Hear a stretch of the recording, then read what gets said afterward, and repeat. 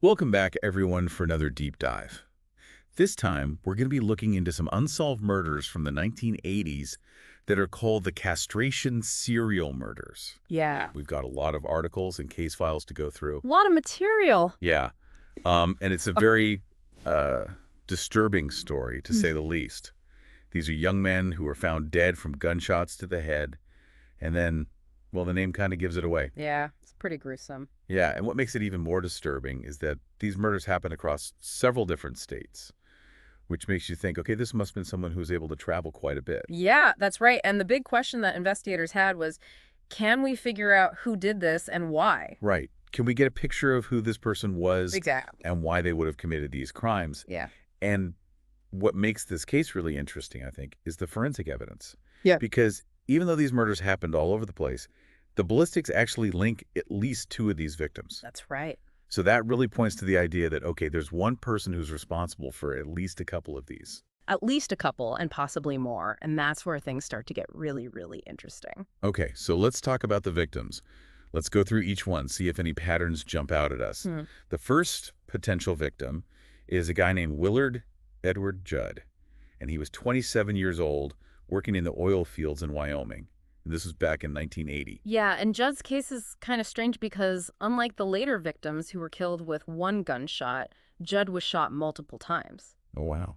Yeah, and there was also this idea going around that maybe he was mixed up in some kind of drug ring and that he was killed because of a deal gone wrong. Interesting. In fact, a prisoner actually came forward and gave some details about the murder that hadn't even been released to the public. Really? Yeah, so that was a big twist in the case. Wow, that's crazy.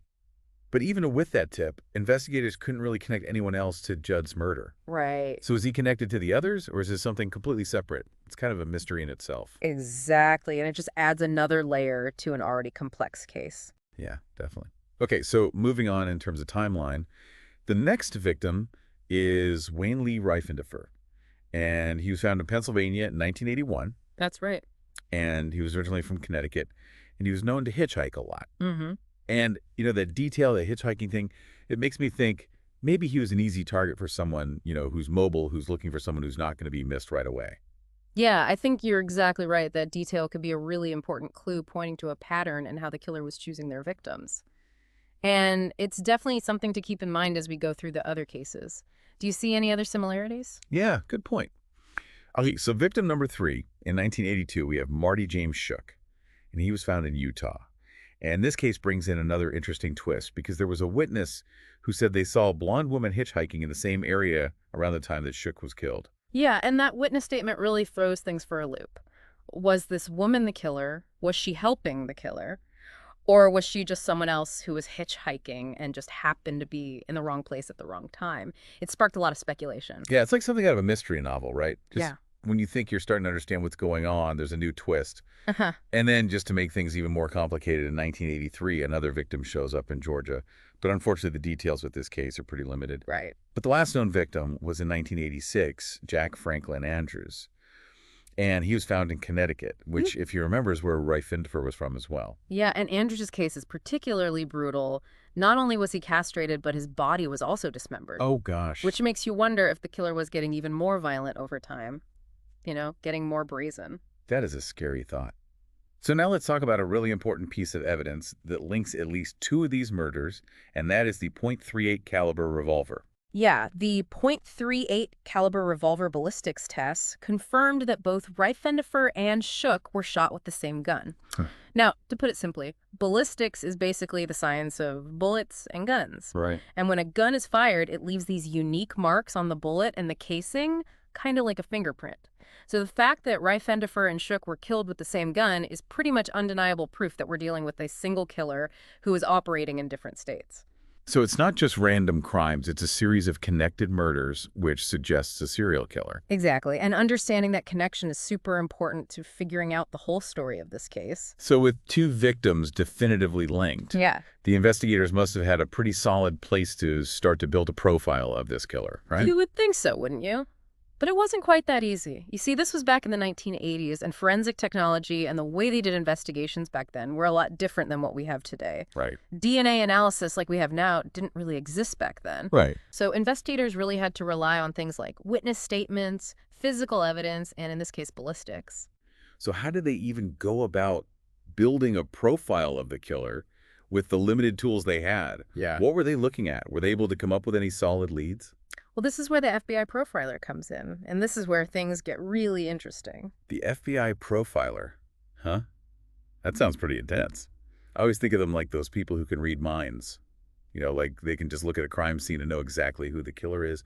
But how does it actually work? What kinds of things do they look for? Well, it's not exactly mind reading, but I guess it can feel like that sometimes. Yep. Really what profiling is looking for patterns, connections, and clues in the psychology of the crime that can help investigators narrow down their search for a suspect. And in this case, the profiler really zeroed in on the fact that a lot of the victims were found close to major highways. They also considered that both Reifendifer and Shook were known to hitchhike. So the profiler's thinking was, okay, maybe this killer is someone who has a job that involves traveling a lot, someone who can move around easily and not be noticed. Ah, so they were thinking like a truck driver maybe, or a traveling salesman. Exactly. Someone who could easily get around the country, who might know about truck stops and rest areas and places where you might find people passing through. That's a pretty unsettling thought. Imagine sitting at a diner next to someone drinking coffee with them, completely clueless that they might be capable of these awful crimes. It really makes you think, right? That killers don't always fit a neat little box. They can be anyone from any background. And that's one of the things that makes catching them so difficult. So did the FBI profiler's insights actually lead to any real suspects? Did they solve the case? Unfortunately not. Even with the profile and all the leads they followed, the investigation eventually just went cold. None of the suspects they looked into really checked out. It's strange to me that a case like this, with how violent it was and the possibility of a serial killer running loose, could just fade from the public's attention. Why do you think that happened? Well, I think there are a few reasons. One thing to remember is this was back in the 1980s, before we had 24-hour news channels, and the internet information didn't spread as quickly or as widely as it does now. So there were no social media hashtags, no viral podcasts about true crime to keep this case in the public eye. Exactly. And without that constant stream of news, it was easier for cases, even ones as shocking as this, to just slip away from public awareness. There's also the fact that the victims themselves were young men, and a lot of them were drifters or people living on the edges of society. Right. It's sad to say, but those kinds of cases tend to get less attention. That's true. And in this case, because the victims were found in different states, it made it harder for the media to tell a single cohesive story.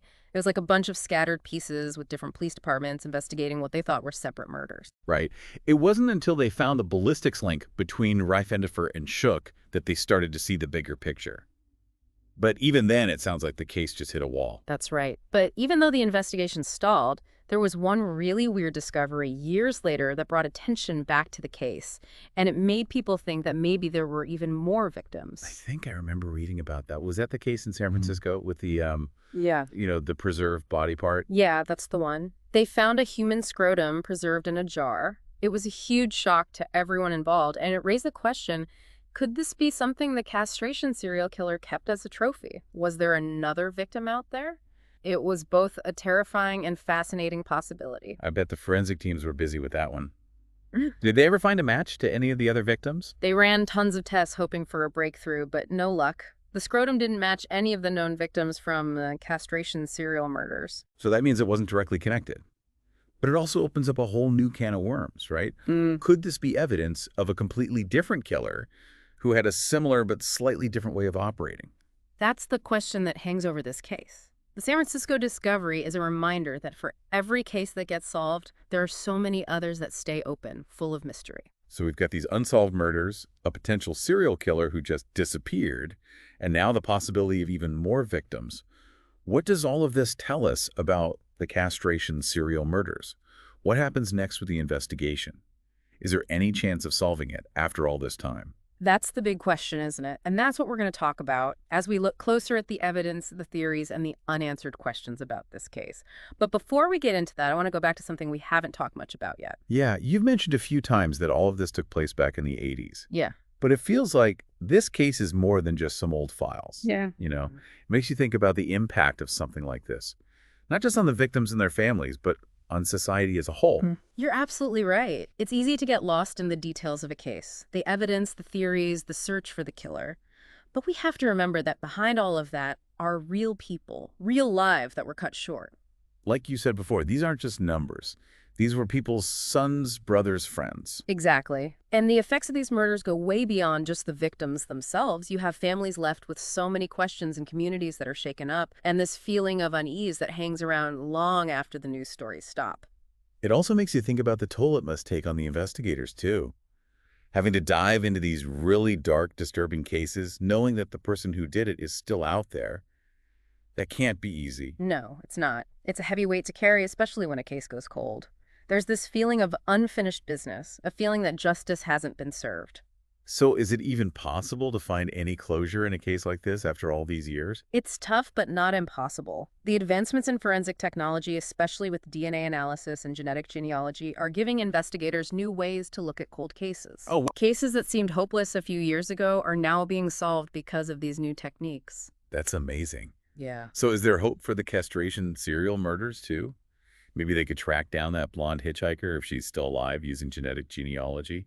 Or maybe new DNA tests could find something they missed back in the 80s. Yeah, it's definitely possible. And even if those leads don't go anywhere, sometimes all it takes is one new tip, one fresh perspective to crack a case wide open. And that's where our listeners come in, right? Yeah. Someone out there might have some information, even something they thought wasn't important at the time. That could be the key to solving this whole thing. Exactly. You never know what little detail someone might remember. A small thing, a vague memory, could be the missing piece that investigators need. So if anyone listening has any information at all about this case, no matter how small or unimportant it might seem, please reach out to your local law enforcement. It's true. It's never too late to come forward. And your tip could be the one that finally brings justice to the victims and their families. Before we wrap up, I want to go back to what we were talking about earlier about the wider impact of cases like this. Even though the castration serial murders happened decades ago, they still remind us that there's a certain vulnerability in our society, a darkness that can hide beneath everyday life. It's a difficult thing to think about, but an important one. We can't just ignore these dark parts of our history. We have to learn from them, understand what leads to these kinds of crimes, and work towards creating a safer and more just world. I agree, completely.